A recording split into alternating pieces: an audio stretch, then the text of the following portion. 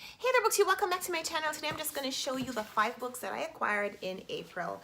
April was kind of a slow month in terms of book acquisition. I only got 2 arcs. Well, one is an arc, one is a new release that I got from the publisher, but it's a finished copy. And 3 of the books I bought myself. One is a book that I bought at Barnes & Noble, and this is the one I'm going to start off with. I got it on sale, $5.98 at Barnes & Noble. And this is Dear Mr. M by Herman Koch. I read Herman Koch's The Dinner a few months ago.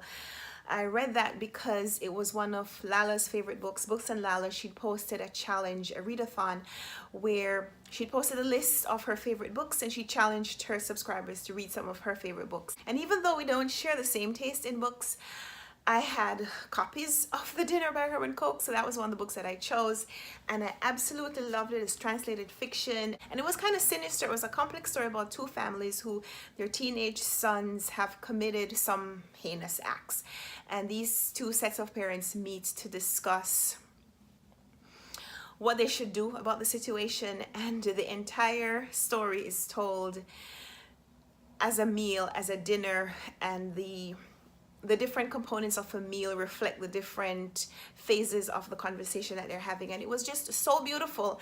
So I've been wanting to read something else from that author. So Herman Koch, I saw Dear Mr. M. This is a book that was released a few years ago. It's not a brand new book, but it's brand new to me. This one is from 2016. So Herman Koch is Dutch. He lives in Amsterdam. He writes in Dutch.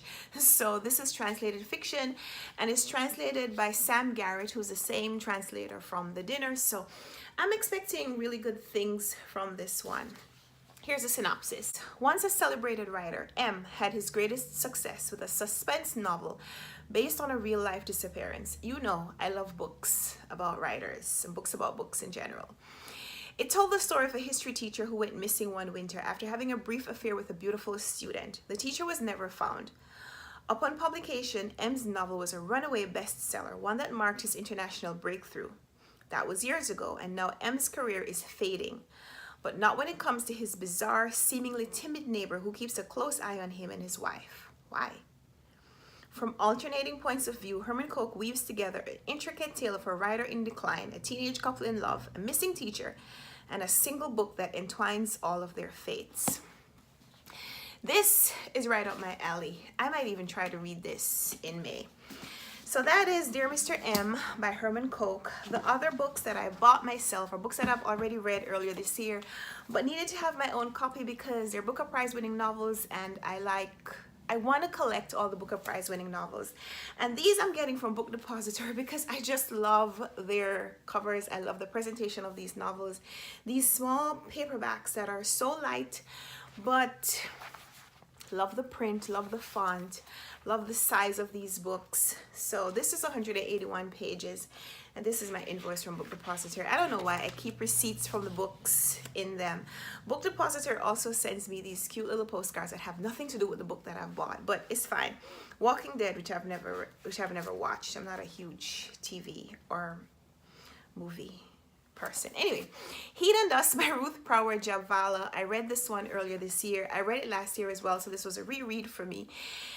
This one is set in India. It's about a woman who, she and her husband went to India in the 1950s, I think it was, and while they were there, she starts an affair with lowly prince, the Nawab, and she eventually leaves her husband, and disgraced, he leaves, he returns to England. With his new wife, he starts a family and eventually has a granddaughter, and she becomes obsessed with the story of her step-grandmother, and so she goes to India herself, seeking to uncover the mystery about Olivia, who's the woman, the stepmother, the ex-wife slash her grandmother from 50 years before.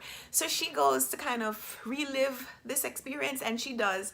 But a lot of the book, even though it is a real romance, kind of, it's not really a romance, even though the cover would make you think that. Even though that is happening, this book is really an allegory for the changing relationship between India and England over the course of 50 years, and I loved it. So I'll give you the brief synopsis that this book includes, and it says: the beautiful, spoiled and bored Olivia, married to a civil servant, outrages society in the tiny, suffocating town of Satipur by eloping with an Indian prince. 50 years later, her step-granddaughter goes back to the heat, the dust, and the squalor of the bazaars to solve the enigma of Olivia's scandal. Heat and Dust by Ruth Prawar Jhabvala. Other Booker Prize novel that I bought was The Siege of Krishnapur by J.G. Farrell. This is interesting for a lot of reasons. The author is interesting for a lot of reasons because he's the author who wrote Troubles that was passed over in 1970, but in 2010 was awarded the Lost Booker Prize. But even before that, he wrote this book, which also got him a Booker Prize. So when he got to the Lost Booker in 2010, he had already written a book in that period between Troubles and when it was awarded. He'd written this book and gotten an award for it. And it's funny because it's a series. I have both of the novels. I think I showed you this one in my previous book haul. They go together. I like seeing them together. And so I've ordered the third book. It's actually a trilogy, even though it's not, the stories are not quite related. The storylines themselves are not quite related, but the stories and their allegories are related. It's really an empire trilogy, and so within these three stories, he's talking about the British Empire and the countries that they have conquered. So Troubles is about Ireland, this one is about India, and the third book, The Singapore Grip, is of course about Singapore. So this is the one that I got in April. This is what I'm going to tell you about. Here's the synopsis. The year is 1857. In Krishnapur, the British community carries on its serene existence, complacently ignoring the rumors of trouble among the native troops elsewhere in Hindustan. Life is dull, but the trappings of civilization must be earnestly preserved. Only the collector, Mr. Hopkins, senses danger. When the sepoys in the nearby cantonment rise in bloody revolt, the British retreat in shocked confusion to the residency.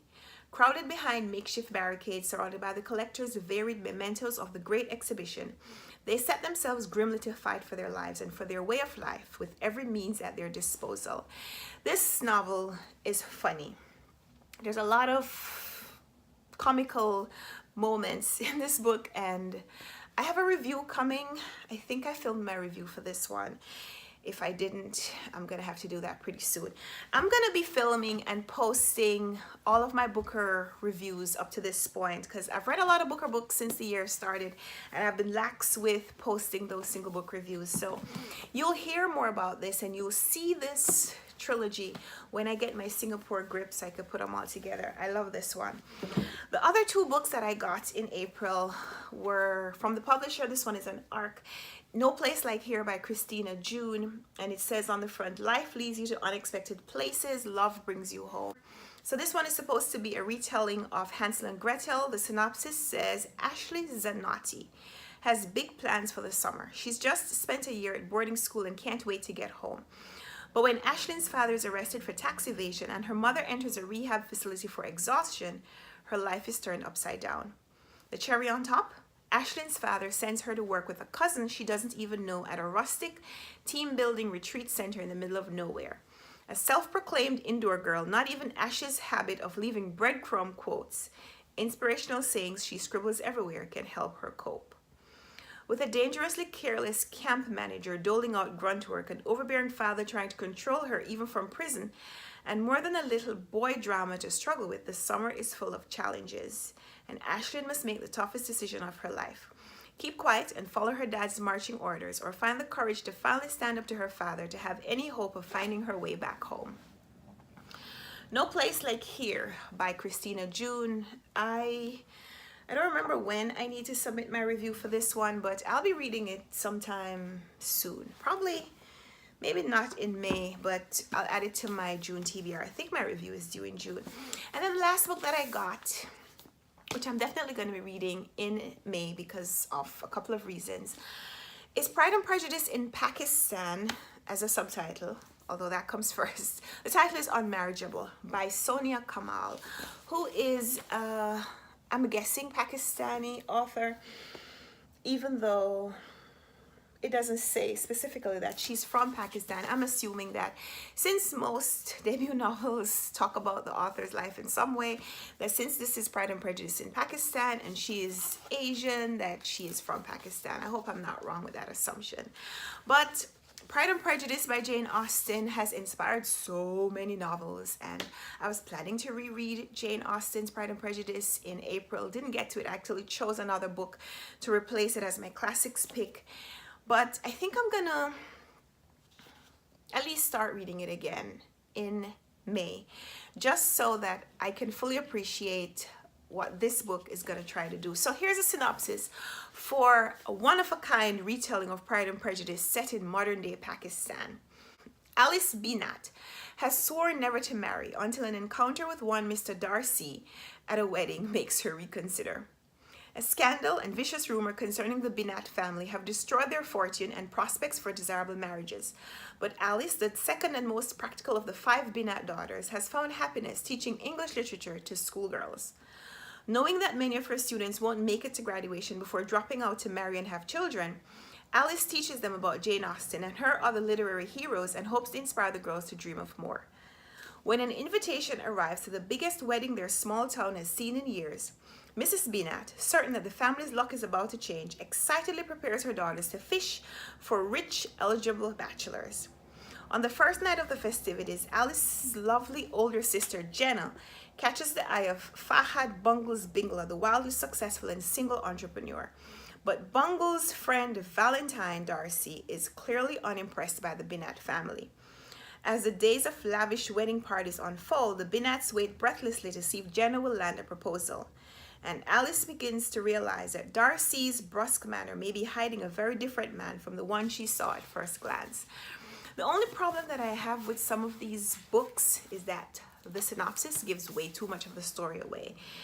I feel like this encounter, this invitation and this wedding that the Binat girls go to probably isn't going to come for a long while. I feel like I shouldn't know so much about the novel before I read it, but that's the synopsis of that book. So these are the 5 books that I acquired in April. Leave me a comment down below. Let me know what was the best book that you got in April. I'd love to hear about your book acquisitions as well. So thanks for watching this video. Give me a thumbs up if you liked it. Subscribe if you want to see more. And let's talk in the comments. So until next time, happy reading.